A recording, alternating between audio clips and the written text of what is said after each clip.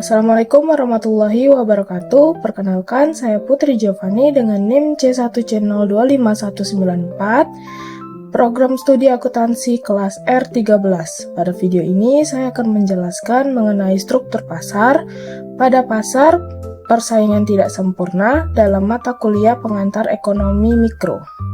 Pertama, saya akan membahas mengenai struktur pasar, yaitu penggolongan produsen ke dalam beberapa bentuk pasar berdasarkan ciri-cirinya, seperti jenis produk, jumlah perusahaan dalam industri, kemudahan keluar masuk industri, dan peran iklan dalam kegiatan industri.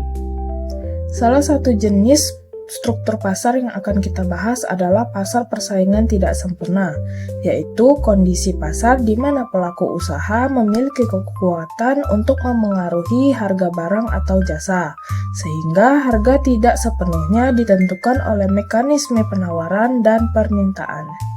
Pasar persaingan tidak sempurna ini terdiri dari 3 bentuk, yaitu pasar monopoli, pasar monopolistik, dan pasar oligopoli. Yang pertama ada pasar monopoli, yaitu pasar yang hanya memiliki satu produsen tanpa adanya pesaing.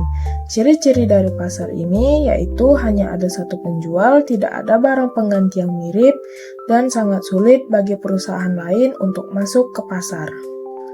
Selain itu, kelebihan dari pasar ini yaitu perusahaan bisa memperoleh keuntungan lebih besar dan dapat melakukan inovasi dengan lebih fokus. Namun kekurangannya, konsumen memiliki pilihan yang sangat terbatas, harga cenderung lebih tinggi karena tidak adanya pesaing, serta kualitas produk yang menurun dan berpotensi terjadinya penyalahgunaan kekuasaan pasar. Contohnya yaitu pada perusahaan layanan seperti listrik ataupun transportasi yang dikelola oleh satu pihak tertentu. Yang kedua ada pasar persaingan monopolistik, yaitu pasar yang terdiri dari banyak penjual tetapi masing-masing menawarkan produk yang berbeda atau memiliki ciri khas tertentu seperti merek, kualitas, atau kemasan, serta mudah bagi para pelaku usaha baru untuk masuk ke pasar. Kelebihan dari pasar ini yaitu konsumen memiliki banyak pilihan dan perusahaan bebas melakukan inovasi serta promosi.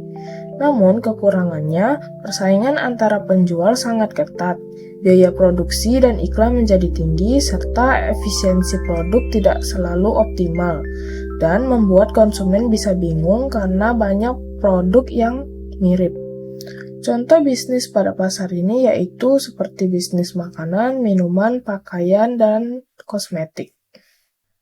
Yang ketiga ada pasar oligopoli, yaitu pasar yang dikuasai oleh beberapa perusahaan besar. Ciri-ciri dari pasar ini yaitu hanya ada beberapa perusahaan besar, produk bisa homogen atau berbeda, dan terdapat hambatan masuk yang tinggi bagi perusahaan baru. Selain itu, kelebihan dari pasar oligopoli ini yaitu perusahaan bisa menghasilkan produk dalam skala besar dengan teknologi yang lebih maju. Namun, kekurangannya adanya resiko perang harga antar perusahaan, pasar dikuasai oleh sedikit perusahaan besar, sulit bagi perusahaan kecil untuk masuk ke pasar, dan ketergantungan antar perusahaan yang sangat tinggi. Contoh perusahaannya yaitu industri telekomunikasi dan otomotif. Selain ketiga pasar tersebut, adapun pasar lainnya yaitu pasar duopoli yang memiliki karakteristik yang sama dengan oligopoli namun hanya ada 2 perusahaan. Kemudian pasar monopsoni yaitu pasar yang dimana hanya ada satu pembeli.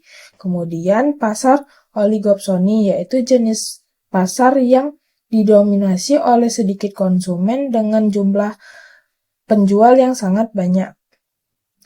Jadi dapat disimpulkan bahwa struktur pasar persaingan tidak sempurna terdiri dari pasar monopoli, pasar monopolistik, dan pasar oligopoli yang memiliki masing-masing karakteristik, kelebihan, dan kekurangan yang berbeda dalam kegiatan ekonomi.